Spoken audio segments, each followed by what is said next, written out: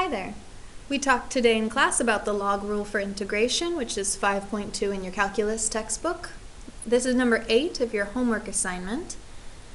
Looking at this problem, we are asked to find the indefinite integral, and they give us the integral of x squared over the quantity of 3 minus x cubed dx.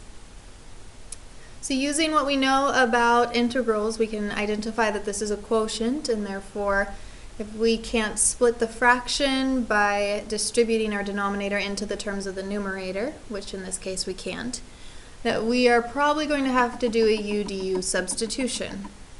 So I'm going to go ahead and test my u as my 3 minus x cubed, because I recognize that that 3 minus x cubed would be in parentheses, and it would have an exponent of -1, and that function that's inside those parentheses is your signal that that's probably going to be your u. And now that I've identified that as my u, my hope is that somehow when I take the du, I'm going to be able to substitute out this x squared dx, which is the remaining piece of my initial integral. When I take du, the derivative of 3 is 0, and the derivative of negative x cubed is negative 3x squared dx. And sure enough, I see within that, there's my x squared dx. So the only piece is this -3 coefficient. And I can get rid of that by simply dividing the -3 over to the other side. And so I get -1/3 du equals x squared dx. Okay, so now that I have all of my puzzle pieces lined up, I'm going to go ahead and substitute them in. So integral, this x squared dx, here's my x squared dx, is going to become -1/3 du. And this 3 minus x cubed becomes u. Now, if you didn't immediately recognize that as a log rule, you might potentially try the power rule, and so you would change that u to the -1. Well, when you added 1 to that exponent and divided by your new exponent, you'd end up with u to the 0 divided by 0. And we can't divide by 0, and so that's going to be our first signal that is not power rule. And so we're going to go back to our original problem. We're going to look to see, do I have the integral of 1 over u?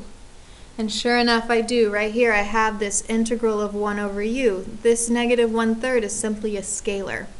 If I wanted to, I could pull that out front.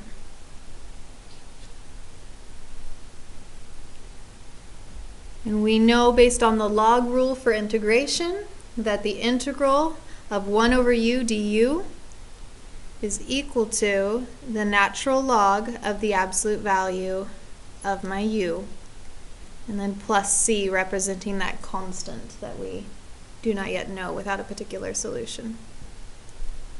Okay, and then I'm going to substitute back in my x.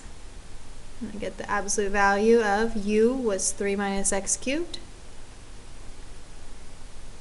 plus c. And that's my answer. If I wanted to, I could always check it by taking the derivative. This is my check. -1/3 natural log of 3 minus x cubed plus c. I'm going to take the derivative of this just to double check my work. -1/3 is a constant.